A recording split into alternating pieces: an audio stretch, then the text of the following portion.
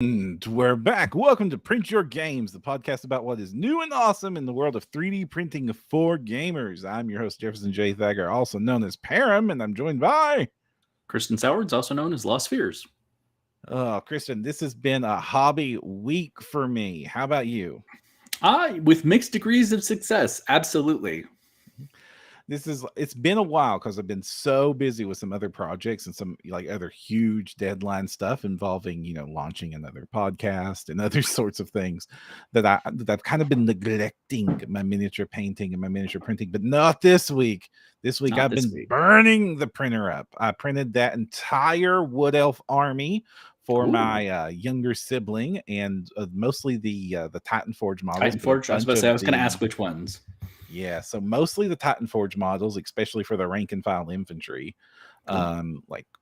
I think I printed like 60 total infantry models just from that set, which I love Titan Forge, love those infantry sets. And then I went with the Deepwood Alfar from Artisan Guilds for some of the elite like the elite rangers, because that set is also awesome and the two mix together really well. Very cool. Then, of course, some giant monsters, because we can't have too many monsters, and the world is filled with awesome-looking tree dragons lately. Yeah, right. Oh yeah. And while I've been doing that, I've been kind of migrating. I've been migrating my main game. Like I'm loving the Kings of War. But we'll talk about this in the shout outs for sure, or maybe we'll just talk about it a little bit later. But Age of Fantasies 2.5 beta just hit. Nice. And oh my gosh, is that such a much better version of that game? Like, they did a lot of work on rewriting every single one of like the 30 freaking factions that game has. Did they mess with my demons? They got messed with, but in good ways. In good ways. There's a lot more synergy, there's a lot more depth to the game. Good. Just to go over some of the basic changes. I guess I'm just going to jump into it. Yeah, let's do it. Yeah. So just go into the basic changes. For those of you who do not know, one-page rules makes a completely free war games and battle games, and even like a little RPG adventure version of the game. They've got this one cool system, and their gimmick is the core rules of their game fit on the front and back of a single sheet of paper, no matter what the game is. Now, there are, of course, bigger, more detailed rule books with optional rules and cool things in them that you can use. But when you're playing at the table, all you need is that one page. And that makes the game super user-friendly. I don't break my back with rule books when I'm playing it at the local game store or anything. And you already got to worry about all those minis carrying them in, so you don't. And we'll be talking about that here soon too. For today, just so y'all know, for today's episode, after we get through the what we're doing banter, we're going to be talking about organizing minis. We're going to be talking about water curing minis. We're going to be talking about gigantic 3D printers, two different ones. New stuff getting tested. It's cool. Oh yeah. So we've got some cool news, but back to Age of Fantasy chat. It just came out. I'm digging it. You can go to One Page Rules website. You can download the rules for free and go check out go to the news section, because it's the beta. It's not if you go to the just Age of Fantasy page, that's still the last version. But the beta of both Grimdark Future Firefight, and Age of Fantasy are all out now, and massive improvements to that game. The big changes are that the game itself, they've rebalanced a lot of it so that giant elite death blobs no longer dominate the battlefield, which was a problem with last versions of the game. So your infantry are your low-level infantry are the only units anymore that can get to that humongous size of bodies. So your average group of human infantry spearmen or elf spearmen can get up to 20, but your elite models are now start in groups of 5, and you can double that to 10. But that's it. You can't have a death blob of 30 elite swordsmen that kill everything in sight and hit onto. I can't have my big caster unit of all casters. You can still have lots of casters. Now, don't worry about that. All right, they're just going to be in smaller groups of 10. As long as 20. I can do my squishy mages and try to just luck roll into annihilating you, that's awesome. I don't mind, because the games go faster. Either I obliterate you with really good rolls, or I die. And a lot of the units are now specialized with unique rules. So instead of just having elites, in a lot of, you'll actually have multiple different types. And the leader heroes now have lots of auras and buffs and synergizing abilities. So there's a lot more deep tactics involved in the game. So I'm digging the crap out of it. Of course, they have 3D printable models. There are huge proponents in the 3D printing space right now. And so, there's humongous supporters of everything going on in our hobby right now. So, it's completely free. So just go check it out. And super friendly to using existing armies from other systems or other 3D printing Patreons. And I'm pretty sure, at least has been, and I think it is with the new rules as well, everything's optimized for using on a tablet or phone also. Yes. And the new versions have an army builder now. So you don't have to go download Battlescribe and like type in IP addresses like what you have to do with the old version. No, just like online army builder that is getting worked on every day. Now, fair warning, this is all still beta. Right. And this is all still beta. All these things are changing really fast. They're looking for feedback on all this stuff. So that's all true too. So, but hey, like I said, completely free. Go check it out. It won't cost you nothing but time. Yeah. And since disclaimer, I've done contract work for one-page rules. So I have a little bit of bias here. But well, at least they're not charging you, $70, $50 for their playtest book. Oh, ouch. There. Ouch. That's all I'm going to say. Read whatever you need to for that.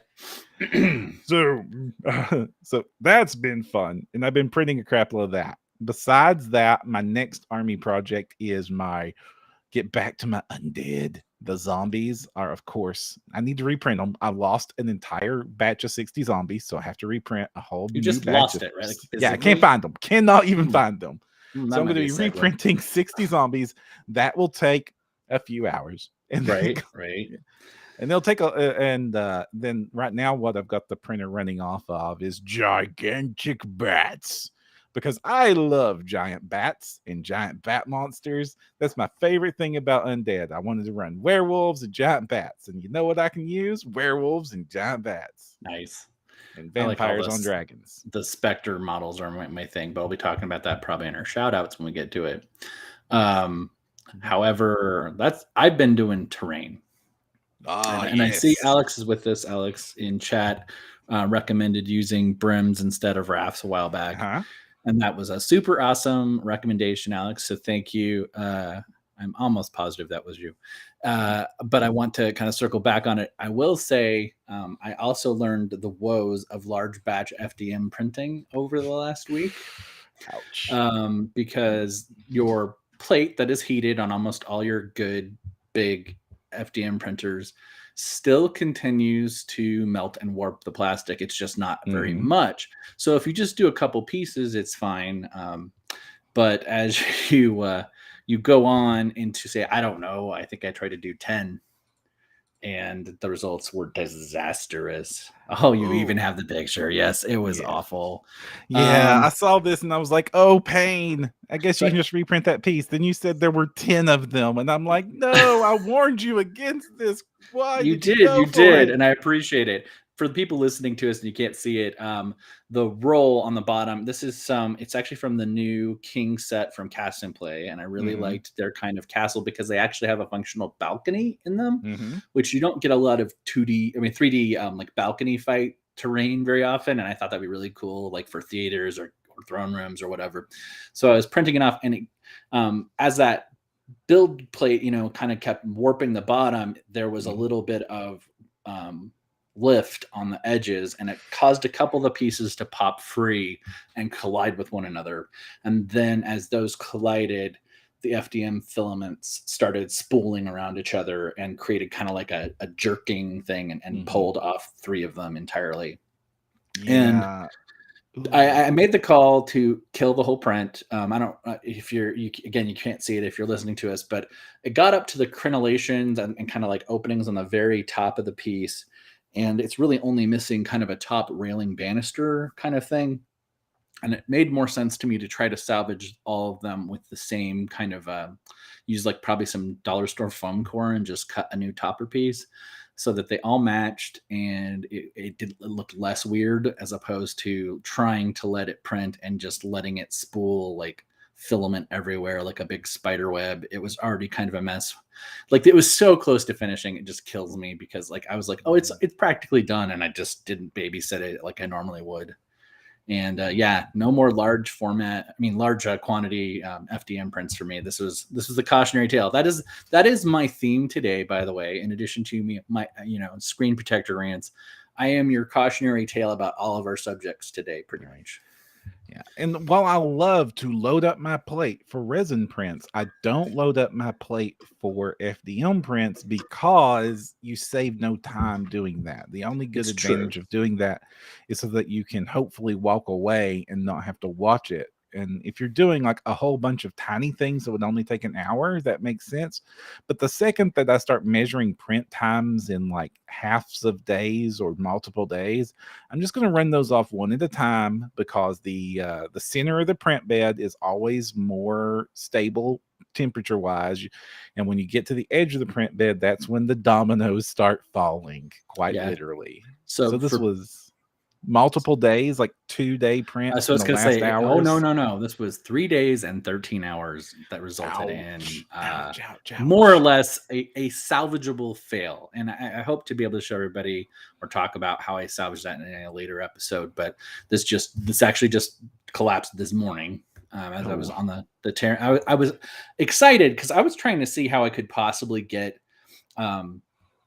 like a current release from Cast and Play painted up, and actually have something to be like, hey, cool, here's this big throne room setup. And I could use it for my published campaign setting I wrote for City of Seven Zeros, just because it's a lot of the architecture is probably on point for that. And so I was super excited. It would be a nice convention piece or whatever.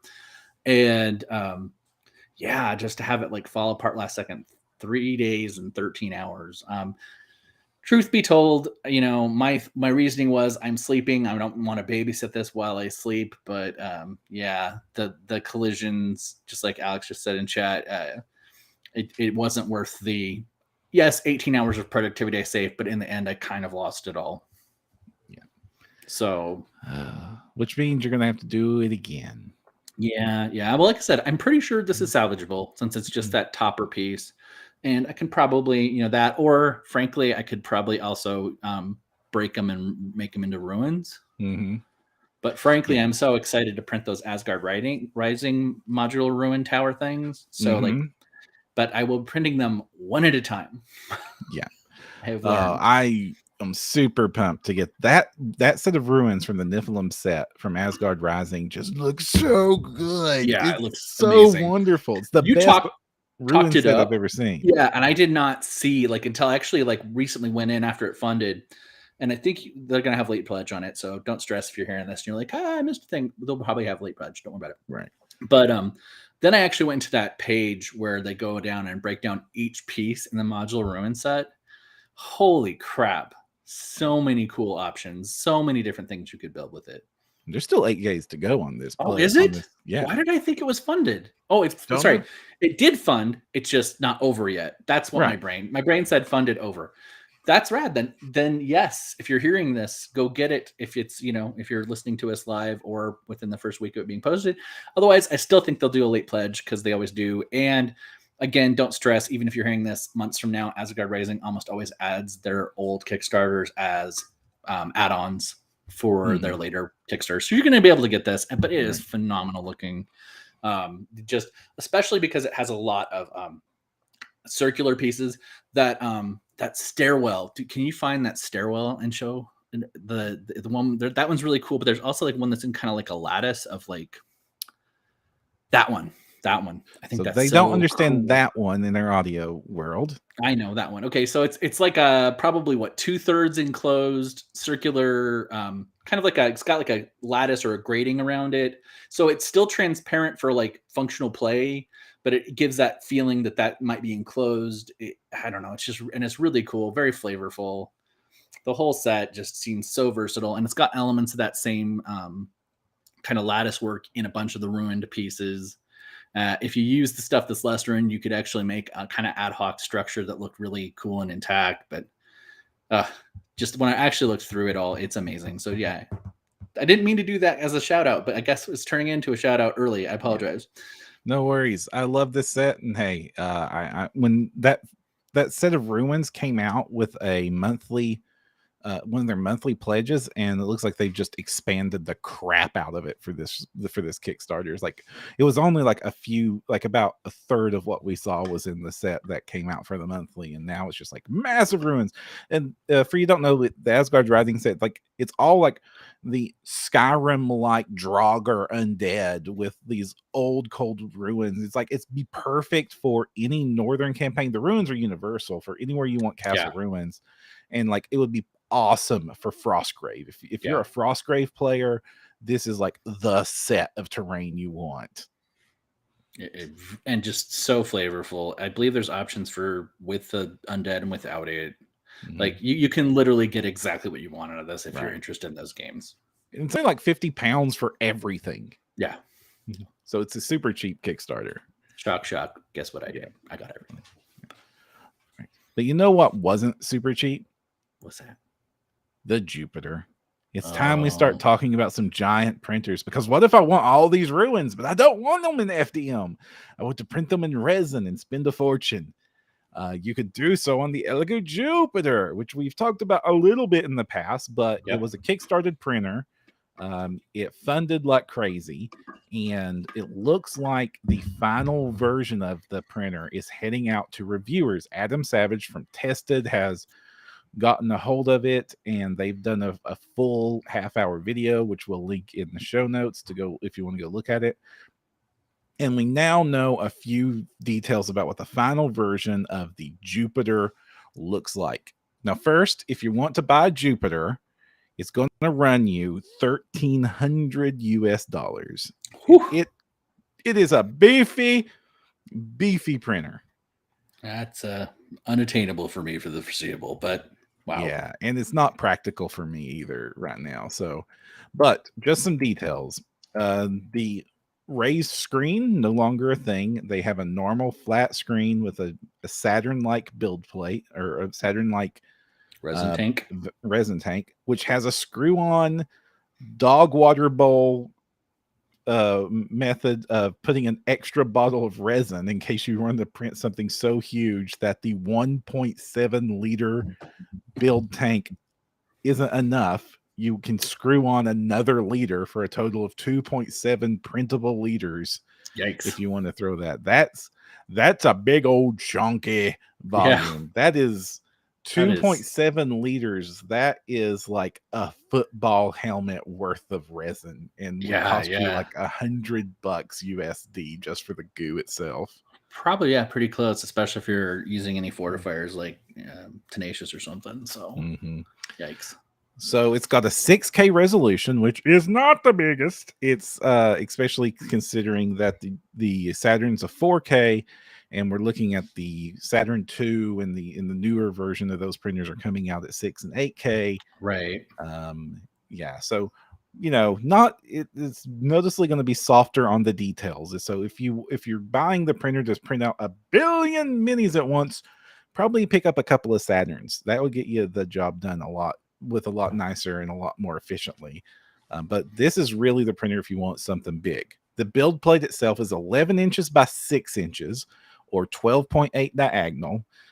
For our metric friends out there, it's 277 by 156 by 300 milliliters. Compared that to the Ender 3 bed. So say, is this big enough to just replace my FDM printer entirely? Nope. It's those are 220 by 220 as opposed to 277 by 156. The reason I bring that up is if you really did want to just go for all resin, we're still not there yet for being able to just take your standard model that was made to be printed in FDM. Like, a lot of those models are sliced to fit exactly on Ender 3 size printers because they're the most common out there. Right. And so these still would not be able to handle that. Now, if this becomes a super popular printer, that's a possibility, and you can slice models yourself and do things like that. So you probably could manage it, but just not drag and drop. Compared to the Saturn, the Saturn is 192 by 120, so it's not that much wider. It's just extra long. It's not like the Saturn, which was literally 3 Mars plates put together. This is like 2 Saturn plates. Yeah, I mean it's very cool and all, but I just like I also wonder like when you get into the bigger train pieces or things like that at that size that it offers, what is your plate adherence going to be like? I mean, like I imagine you're going to start running into stuff. I mean, unless it's really well rafted, it might just drop off. So far, the performance is that's not becoming a problem in testing. So they were Okay, actually able that's to good. just like throw tiny minis on this thing and print them. The details is a little soft. It kind of looks like you printed it on a Mars One, like an Right. original OG Mars. Okay. And so that's good. But but it does also handle the big. It does print a little bit slower than a Saturn because you have to print slower when you're printing on these bigger build plates because the FEP has to stretch that much more. Just Yeah, understanding man. the trampoline physics here. Can you imagine a FEP busting on that? Yeah, but Yikes. it is. They did say that they did vroom it on Okay. tested, so it looks Okay. like it is vroom capable. In fact, I would almost want to always vroom a printer with a print bed this big, Right. just to get that stuff off of that FEP easier.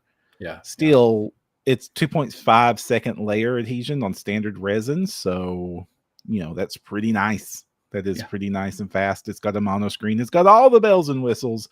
It's got interior lights. It's fully enclosed and filtered, just like the new Saturn S has filters built into it. So it's got all the bells and whistles, which is great.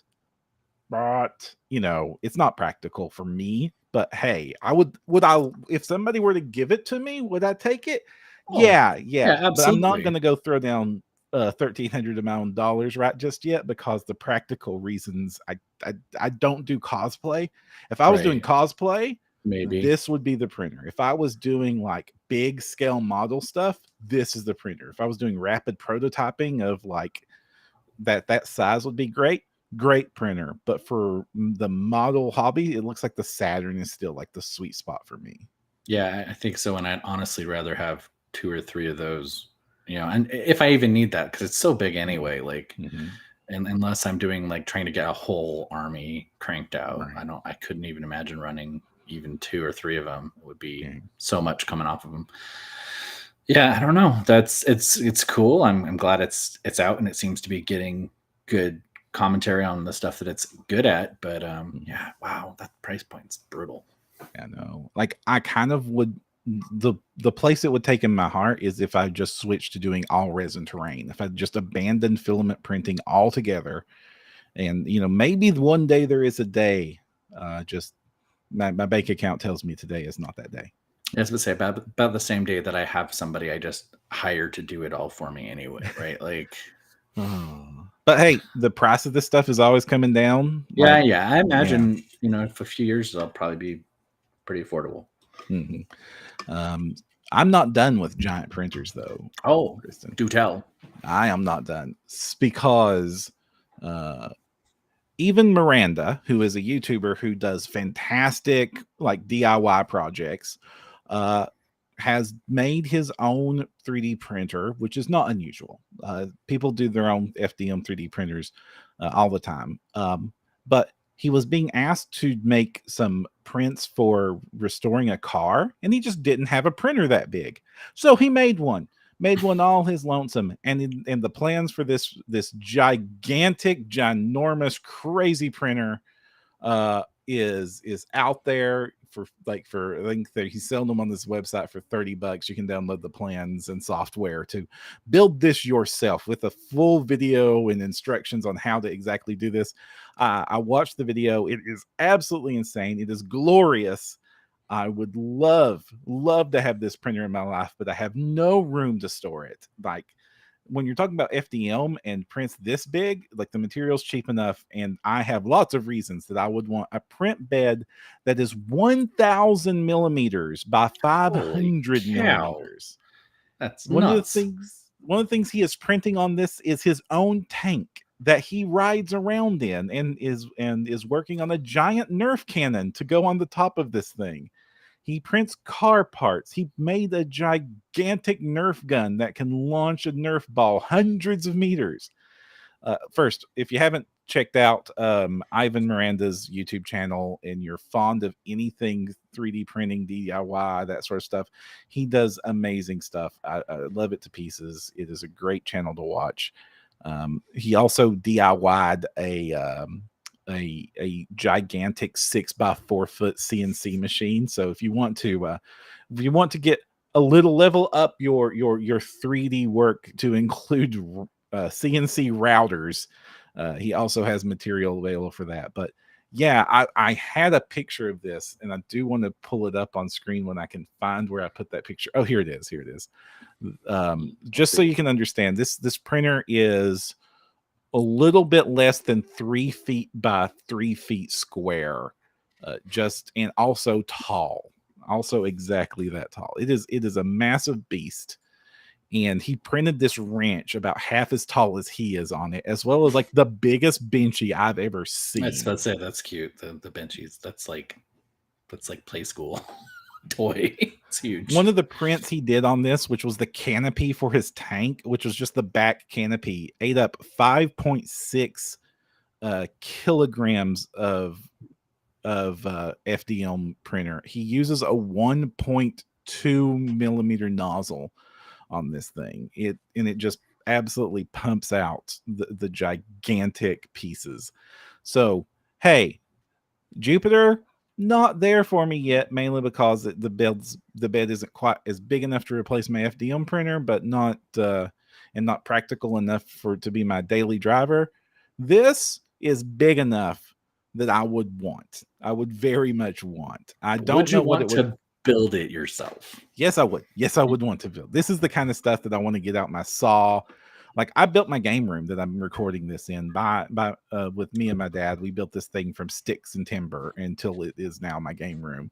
I built my game table, which you can see in the background behind me. I love building cool freaking stuff, and I would love to build this. It's all 3D printed parts and extruded aluminum, so just having an Ender 3 would be enough to eventually make this. If you have some, a drill, a nice sander, and a circle saw to cut the extruded aluminum and to this 2 parts. I watched through the whole video of how we put this together, and it is totally doable. It is totally something I would love to do, but I have no room for that gigantic beast yet. Yeah, I don't know. That's asterisk yet. Fair enough. Well, who knows, when it comes to that point, maybe I'll commission you to print some big things for me. I think when it gets to that scale right now, like, those 10 things nearly ran through a whole spool of FDM filament for me, and then to have it crap out. I mean, I just can't even imagine having it fail on something that big. And I am not that precision guy that's going to get everything right. And so I know I would have a painful quality assessment period with it for me. So good on you, though, for being willing to tackle such a thing. So have you been watching some of the YouTube videos where a bunch of them are helping out Zorpazorp to build to scale Minas Tirith city? No. That sounds crazy cool, though. So YouTuber Zorpazorp is teamed up with a bunch of other content creators, and they did this as a lockdown project, and they're just about finishing it up, where for the Lord of the Rings fantasy battle game, they're building Minas Tirith and the fields of Pelennor out in front of it, like this gigantic 8-foot by 10-foot board. Wow. And like they're building all the, like they're doing it the old-fashioned way with some 3D printed stuff, of course, and like a whole lot of styrofoam that's being carved and hand painted, and Luke APS joined in to do like the fields of Pelennor, and like that's kind of like his jam, is like making natural looking terrain that looks amazing. And so they're doing it. You could do that on this printer in 4 prints. That's crazy. I would want to see something like that. It's like you just design the entire battle board into boom, printed, just all FDM. So I was looking at his filament rack on that picture. It doesn't look like there's enough filament on that filament rack to do what he's doing with it. So does he have to babysit it and just like swap it out, hot swap it? It's a lot of hot swapping, for I mean, sure. I've got pretty good at that. It was much easier to do than I thought it would be. Mhm. But yeah, that would be nerve wracking to me. Right, and that is in the picture. That is a 3 kilogram roll, so it's three Yeah, I times figured it was thicker. bigger than Right, normal, right? Yeah. right. But the cool with the ultimate goal when you have these massive printers, like you have like the people that run those the CR30s, like the Creality CR30s, that's Mhm. which is like the assembly line printer. So the build plate on those is a belt that just goes infinitely. So they can print a part and just roll it off the belt and print another part and roll it off the belt without you getting involved. I mean, that Which would is be a pretty print. sweet. Yeah. And people hang these on the wall and like have walls full of them to do like a print farm. And what they do is they have these machines that you load up with like 10 rolls of filament and it just feeds the printer constantly. Huh. Mhm. That's pretty cool. Yeah. So that's what you would want to do for a project like this. You don't want to be sitting there just like, because you would be at it like every day. You just like, today I woke up, I put a new rack of filament on this thing. I'll have my Well, yeah, tank in a few yeah. days. Well, I'm also like, where are you going to put all that stuff after a couple years, right? Like, holy cow. No, like I'm running into that problem right now, just in my general day to day. I have no room to put all this stuff. All these cool prints are coming out, and like I'm basically just throwing out lots of old prints that I don't want to use anymore. I'm giving away all kinds of my nerdy stuff. And Kristen, just finding the place to put my minis is a tough thing to do. Mm-hmm.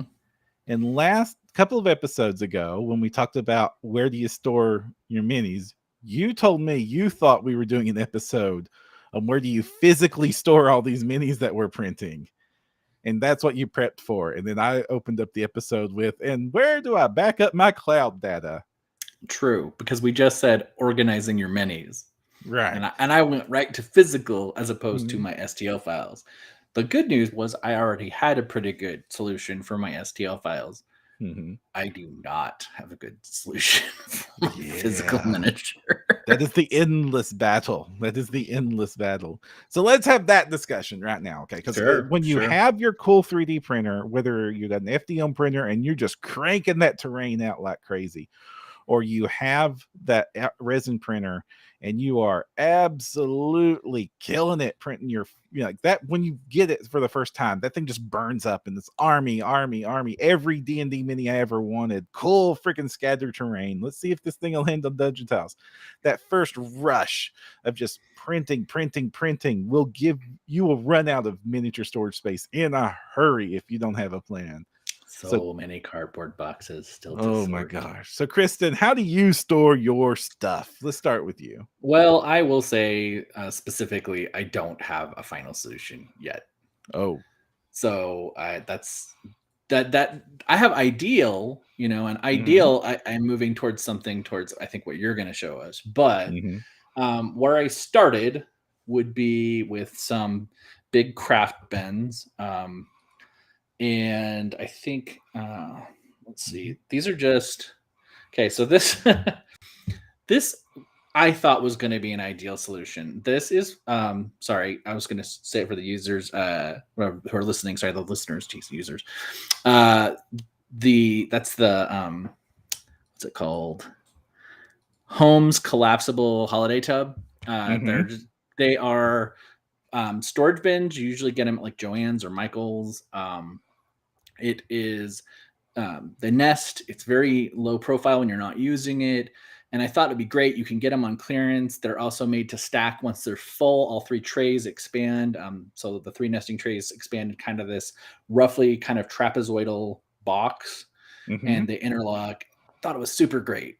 On the side of this thing, there are these little kind of green wavy handles Right. that they are meant to be fast release handles.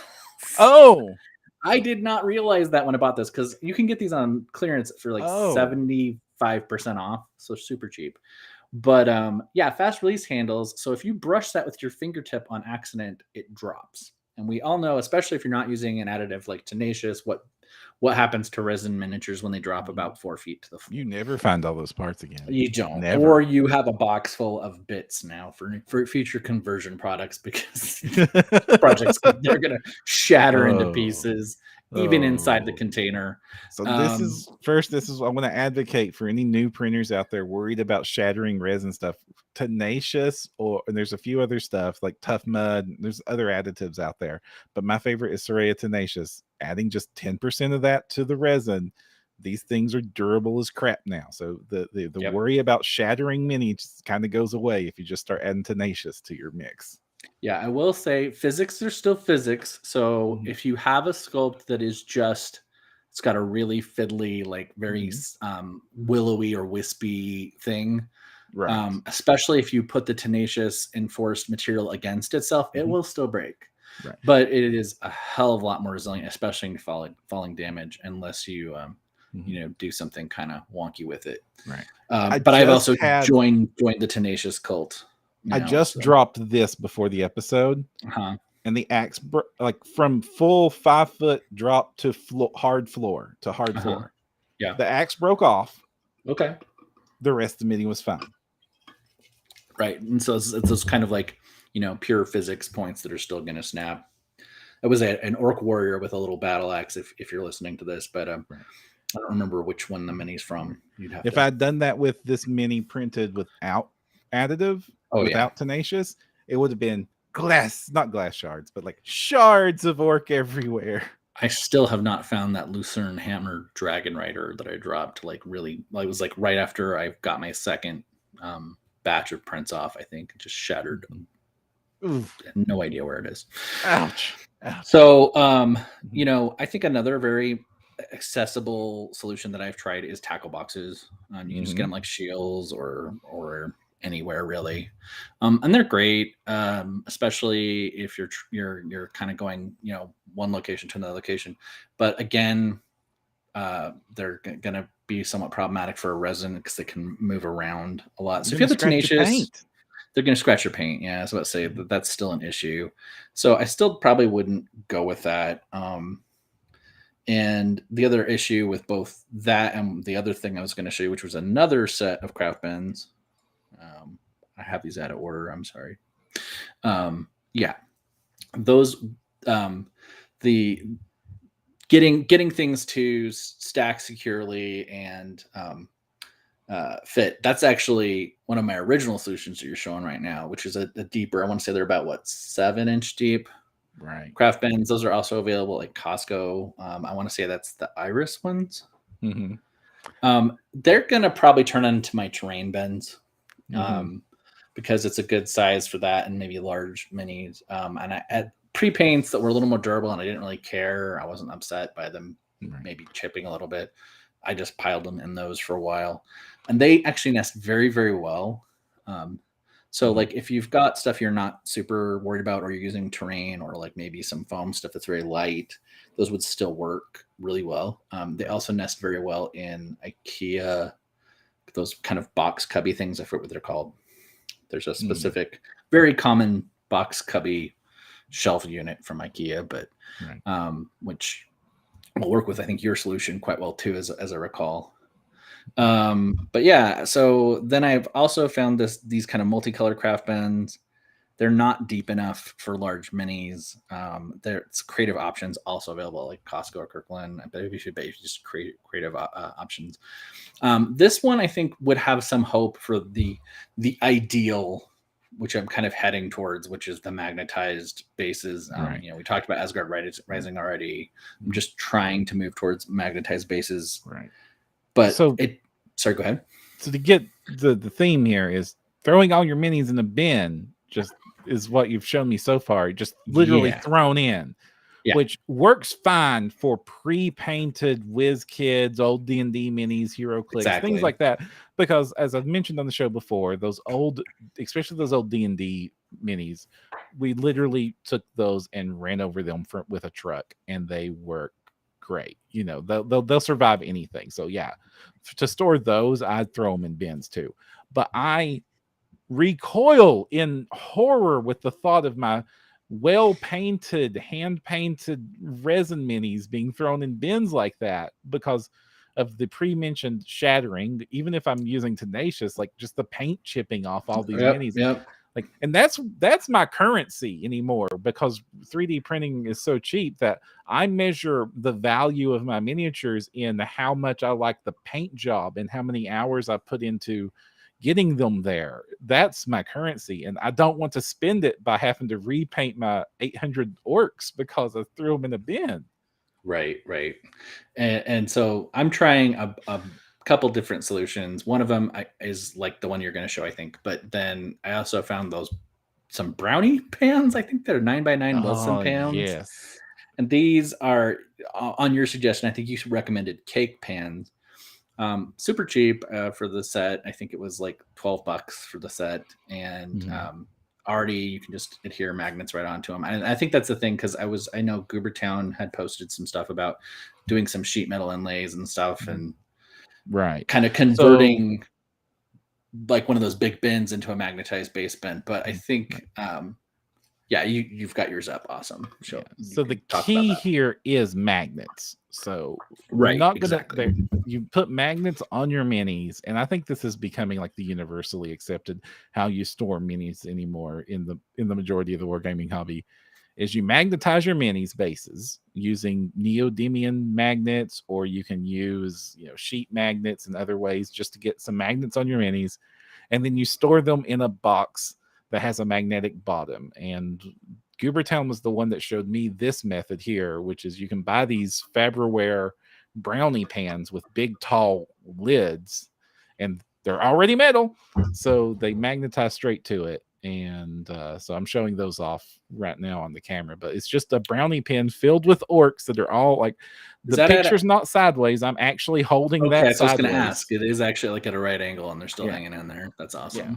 So, and and then the lid, gives about 3.5 inches of clearance, which is enough for most models fit in that good. So your average human-sized ones, even some with spears, like there's a whole bunch of spearmen in the one that thing is propped up on. So even with their spears sticking straight up, they still get inside the brownie pan fine. Now my big old pikes, my elven pikes with the stupidly long spears that are 4 times the size of the elf, those I have to not put in this. Oh, really? And large minis will fit in here too. So like your trolls, my larges also fit in those brownie pans. I was checking it out. But when you get to huge, the huge category, the 3-inch base monsters, that's when you start having to get some more specialized bins. Yeah. Lucas Servito just threw out the Calyx is what the IKEA thing is that I was talking about. Ooh, the Calyx. And I love them for all sorts of gaming things. I also have some, they have like a cloth bin insert that you can put stuff in, and they're kind of good for like your bigger lightweight plastic box sets if you're keeping them together, are great in those. But anywho, let's talk about your other solution, because I actually aped it because it's so good. Right.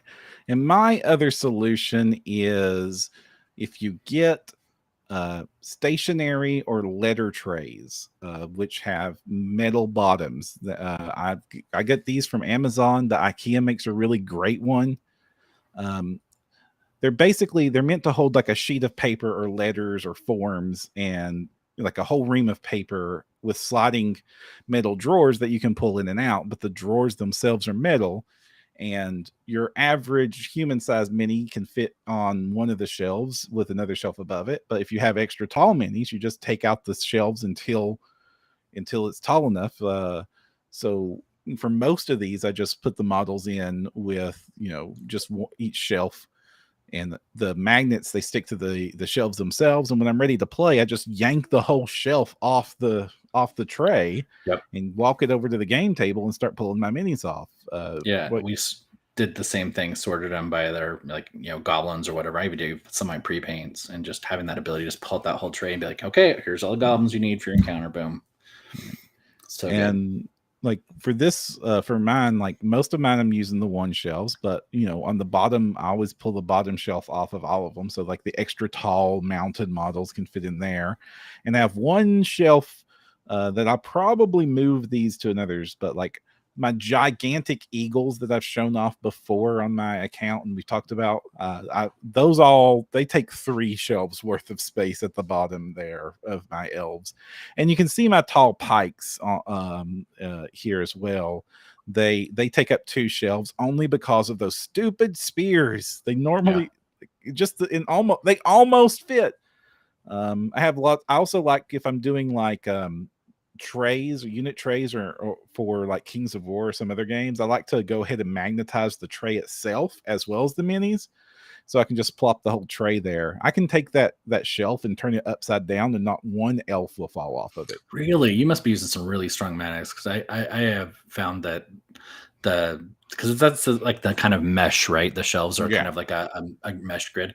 I have found that they'll stay put, like, if I bump it, but I am not comfortable turning those upside down. So your magnets must be stronger. Yeah, I'm using some pretty strong neodymium magnets on the models themselves, and on the bottom of those movement trays, there's basically just one gigantic super thick sheet magnet underneath those. Okay. So those I have to like give some force to just pull those off when I'm getting ready to use them as is. So there's that. And the one from IKEA, which I forget what it's called, but IKEA has one of these letter trays too, and it's actually just a steel sheet.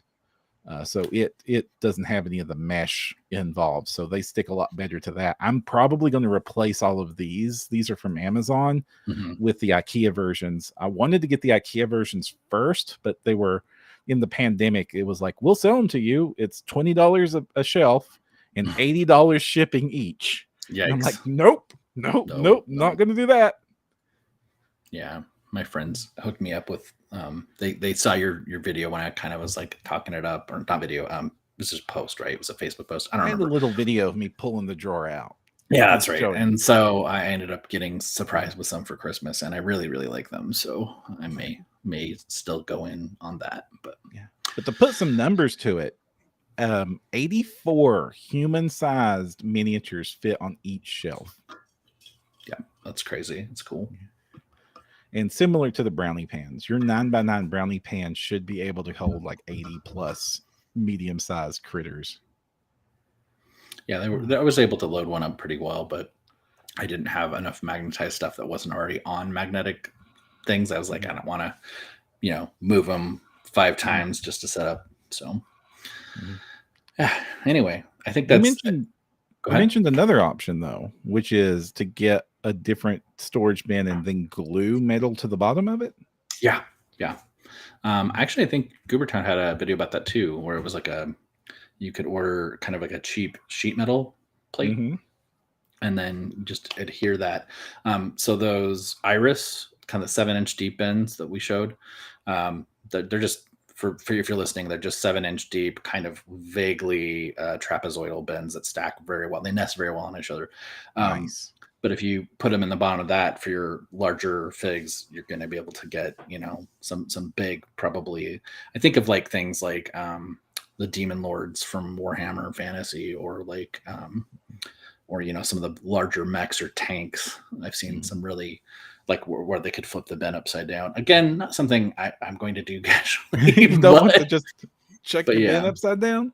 Yeah, the getting adhesive that keeps that plate in place is pretty cheap. And then, you can just use sheet magnets or the rare earth stuff that you were talking about.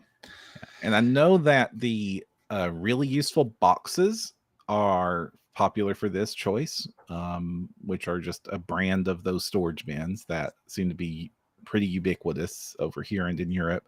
So much so that there are companies that make pre-cut with gaming texture on one side sheets to put in the bottom of those really useful boxes. That's cool. Yeah, I looked at those and I'm like, I kind of want, but they're in UK and I'm like, I don't want to pay UK to ship over here. That's a bit much. But the sheet metal, I can get that from my local Lowe's for $1.78 per sheet for this giant 3x4 ducting sheet, which is what it is. It's meant for like duct work, and that's the perfect stuff for this. And like, it's enough to basically make a dozen boxes out of, but you do need to get some tin snips to work with that, and thick gloves, because man, that stuff will slice you. So. Yeah, it's pretty sharp. So I think we are we promised water curing, and I think we should talk about it. Do need to talk about water curing now. So one of our listeners, I think it was David Wickham, asked a question a few weeks ago. Hey, what about water curing your miniatures? We were talking about cure chambers and stuff. And I was like, we should do it. I have not water cured before. So I went out and I got me a mason jar. That's what I did. I found the mason jar, a nice little quart mason jar. And I filled it up with water, and I water cured a bunch of prints just to see how it handled. And so I was really impressed with how well it did. It solved two big problems for me. One, it cured really well and got deep into the nooks and crannies of minis and all that stuff. So supposedly it cures in half the normal time that you would normally cure if you do it in water. And there is Make 3D TV has a very long video that talks about like the science and reasons behind that. And it all breaks down to basically the reaction needed for UV light to cure resin is slowed down by the presence of oxygen. Mm-hmm. And by putting them in water, you have a whole lot less oxygen in the way, and it will cure faster. Also, the water will refract the UV light around the model and help spread the UV into its nooks and crannies a lot better. And also it helps a little bit with preventing warping, supposedly, because hey, you're curing in a medium and not in thin air, and it's curing more evenly around the model entirely. And so not what usually causes warping is when you have a whole lot of heat or curing on one part of the model but not the other, so it flexes to compensate.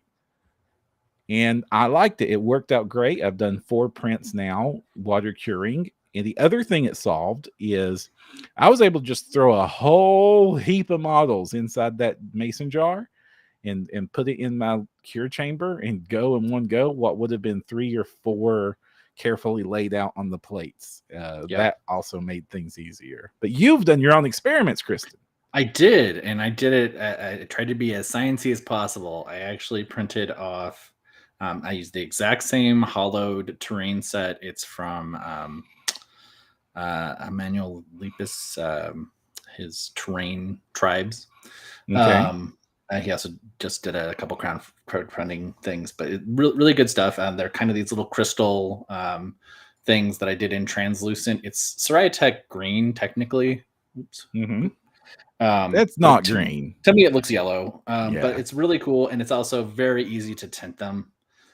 That you can push it to almost any color.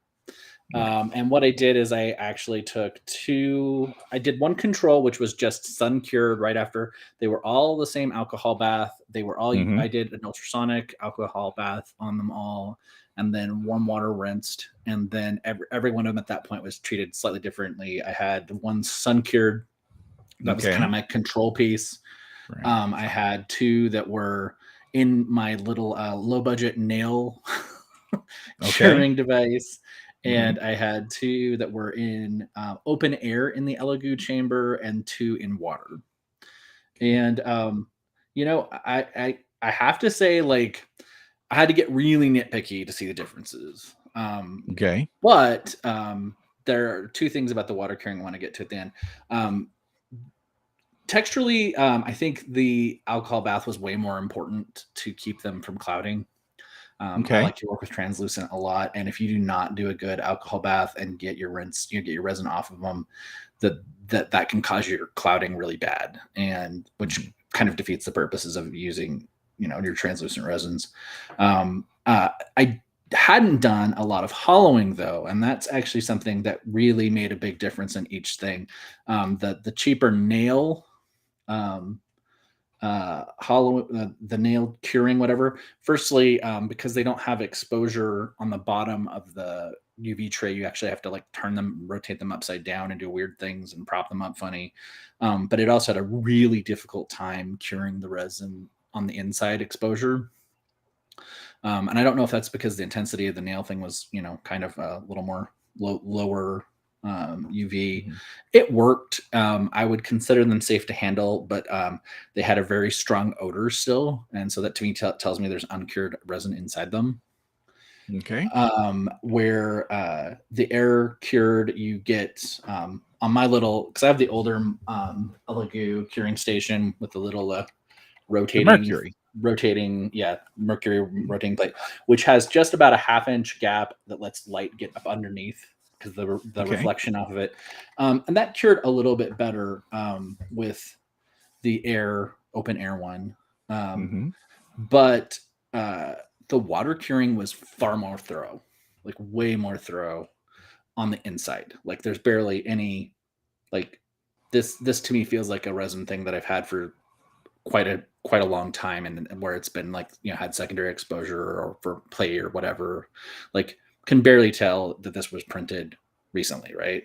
Mm-hmm. And I suspect, again, because of that refraction with the water inside it, even getting a little bit of light into it, it bounced around more inside it, right? Got dispersed better, and then, like you said, the oxygen and isn't there to inhibit. The only thing that was as cured was the sun cured version, and that Okay. was because it was left outside for about 2.5 hours. Right. That's the thing that people don't tell you about. You can cure in the sun.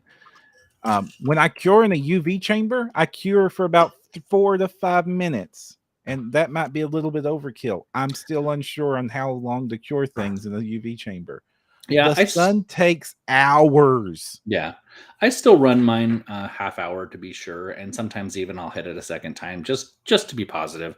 Um, Especially with the translucent resins, for some reason, can stay tackier or whatever. But again, I think that's probably much more about your alcohol rents. And then I do think, obviously, though, having the oxygen inhibited is going to, it's going to, sorry, the oxygen inhibiting the curing on the outside is going to possibly make them tacky too, especially like I think it did the pour joins on those spiritual weapons with actual liquid resin that took forever to cure, even inside. I wonder how it would be difficult to do that with water, though, I bet. Right. So I don't know. Yeah, you have to use the UV light, the UV handheld flashlight outside of it first, and then put it in the water. Right. So the two things I'm going to say about my findings, at least with the water curing, is one, you've mentioned quantity, because you can stack up. One of the things that's really difficult about the form factor of my mercury is it's a long column, and I either have to turn it sideways, which doesn't work nearly as well on the rotation plate, or I have to just put what I can put on the plate and I'm done. But like you said, you can stack that mason jar up, deep, and it would still be really functional. And then on hollowed minis at this point, I will probably default to water curing, especially if I'm using a translucent. I don't know how well that will work on non-translucent hollowed minis, but I definitely will be using on the hollowed translucent minis from now on. Right. For sure. Yeah. For hollow, they make special little UV lights that are on the end of little wires that you can like shove into the drainage holes to cure the inside of hollowed minis. That's cool. Which is neat. I find that just rinsing them out good and curing them is enough. Like just giving them making sure they are absolutely cleaned of liquid resin inside and out. Because when it comes off the printer, it is mostly cured. It is almost certainly nearly done. You're just putting an outer hard shell to make them more durable with your final curing, and also making sure any residual liquid resin that made it this far gets cured for safety. So as long as you've washed out the inside of a hollowed model, it is safe. It's just, so that's just a little bit more security to throw that light in there to make sure that if there is any liquid still left inside.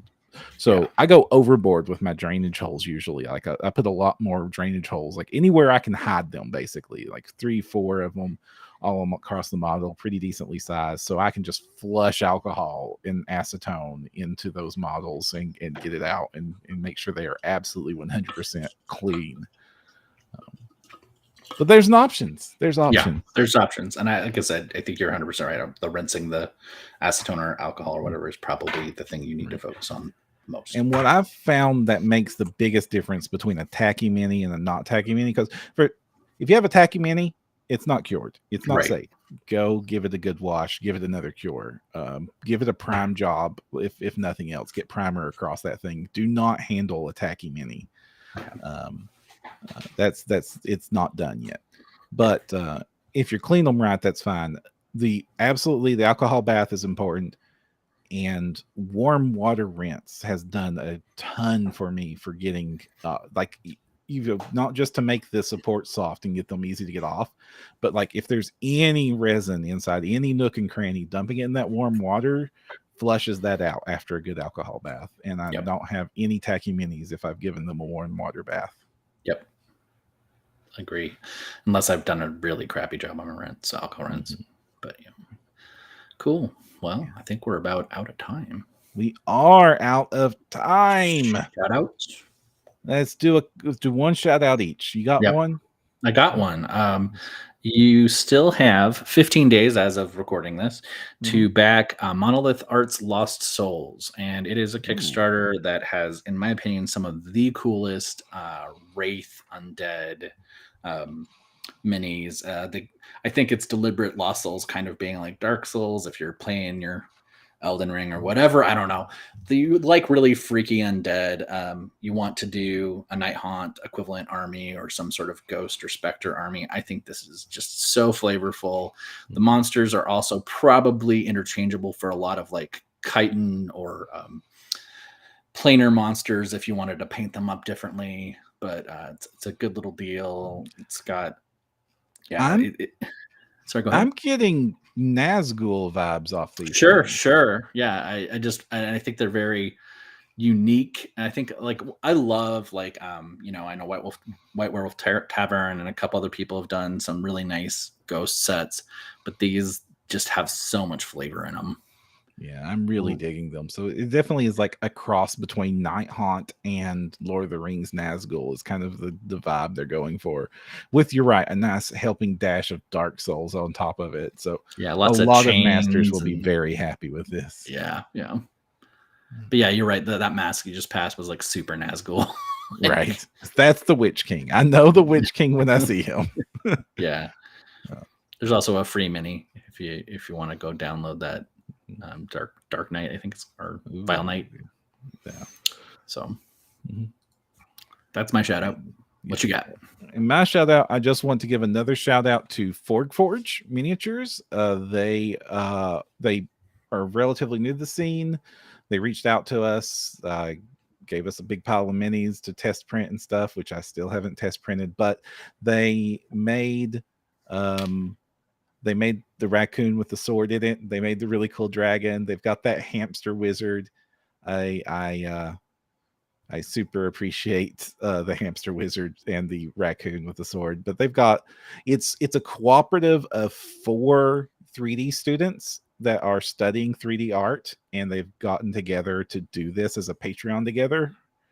And so that's where this has come from, and it's really cool. So I like it. Nice. Yes. And that's my shout out. All right.